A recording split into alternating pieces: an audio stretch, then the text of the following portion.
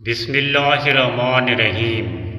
مولا علی علیہ السلام فرماتے ہیں، اس دنیا میں تمہیں جانچا جا رہا ہے لیکن تمہیں پیدا دوسری جگہ کے لیے کیا گیا ہے۔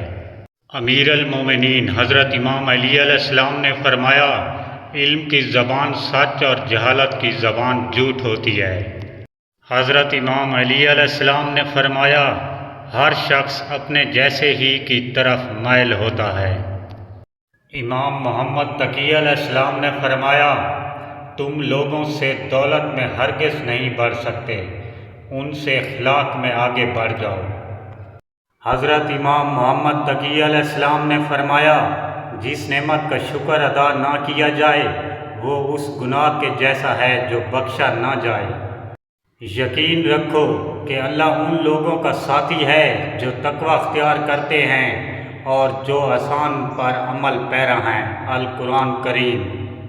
بے شک اللہ منافقوں اور کافروں کو جہنم میں ایک ساتھ جمع کرنے والا ہے۔ القرآن کریم۔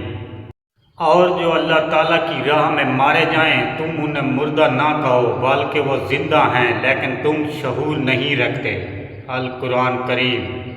اور ہم نے آپ صلی اللہ علیہ وآلہ وسلم کو تمام جہانوں کے لیے رحمت بنا کر بھیجا ہے۔ القرآن کریم۔ اور اسے ایسی جگہ سے روزی دیتا ہے جس کا اسے گمان بھی نہ ہوا، اور جو شخص اللہ پر توکل کرے گا اللہ اسے کافی ہوگا۔ القرآن کریم۔ کہہ دو کہ حقیقی ہدایت تو اللہ ہی کی ہدایت ہے۔ القرآن کریم۔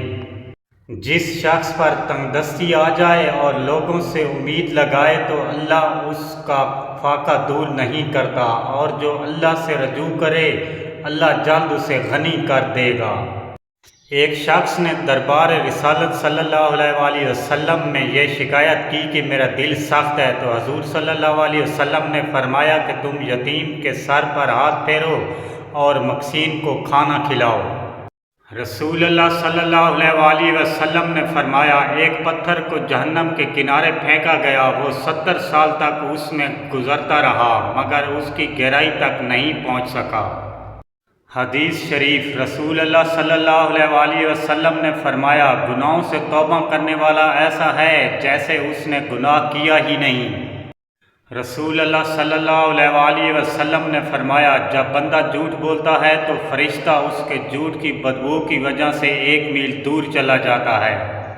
حضرت امام علی علیہ السلام نے فرمایا، غصہ ایک قسم کی دیوانگی ہے، کیونکہ غصہ کرنے والا بعد میں پشیمان ضرور ہوتا ہے، اور اگر پشیمان نہ ہو تو اس کی دیوانگی پختہ ہے۔ آخر میں گزارش ہے کہ میرے چینل کو سبسکرائب کر دیجئے گا۔ اللہ نگہبان۔ دعا گو ساگر۔